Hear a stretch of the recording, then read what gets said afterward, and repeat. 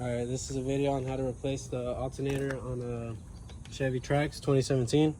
I'm doing this video because I didn't find no videos on YouTube on how to replace it. In the dealership, they're charging like $500 in labor to replace. So this is a video for you guys can save some money. Your alternator is back here. As you can see, it's hidden back there. You can't get it from up here. So I believe you got to take the passenger wheel off. So we're going to jack that up. But before we start, we're going to disconnect the ground over here. Alright, so you guys got to disconnect your the MAF sensor, or whichever one this is. I just set it back here. Now you gotta take this little thing back off right here. Thing right here goes in right here. Alright, they're just in there with some like little rubber grommets. So there's 3 bolts I'm loosening right here. Alright, so to access the alternator, you need to get this inner fender off. There's about 9 bolts. They all go along right here. And then there's a 10mm bolt that goes right there. Looks like this. There's like clips right here. I'll just pull them out.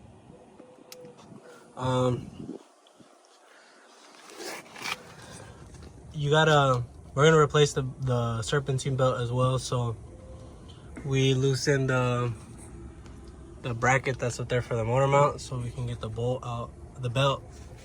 So we're gonna be using this torque screw E14 to I'm pretty sure that's for to loosen the belt. So we're gonna hit that and take the belt off. Alright, so to take the belt off, you need to take this bracket off right here. There's 3 15mm bolts, but you can get away with not taking it off and just slipping the belt through here.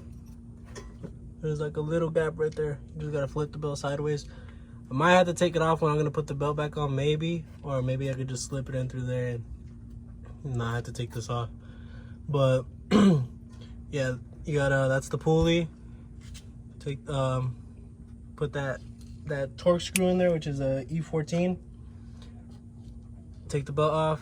Now you got to take this little thing off right here to get to the alternator bolts that are right there.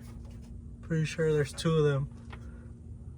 1, 2, and I don't know, there's a 3rd one. Maybe just 2. Take this off, then we're gonna get the 2 bolts off for the alternator. Alright, so after you get this bolt out the way, you can get to the alternator bolts. They're 15mm. Alright, so from the manifold, you can see the sensor I disconnected on the back of the alternator. I just reached it from right here. It goes plugged in. You'll feel it. Now there's a size 13 back there that you gotta get to. So you loosen those 2 bolts.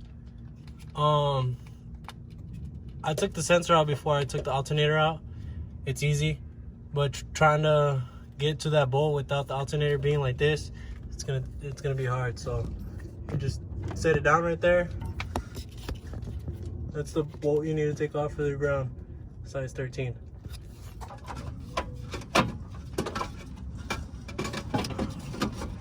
One time I gotta take the fucking engine out to fucking get this alternator out.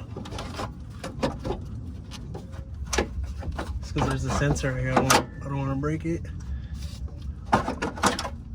There you go. Alright, so you guys might want to disconnect this little sensor from the firewall right here. It might be easier instead of struggling like I was.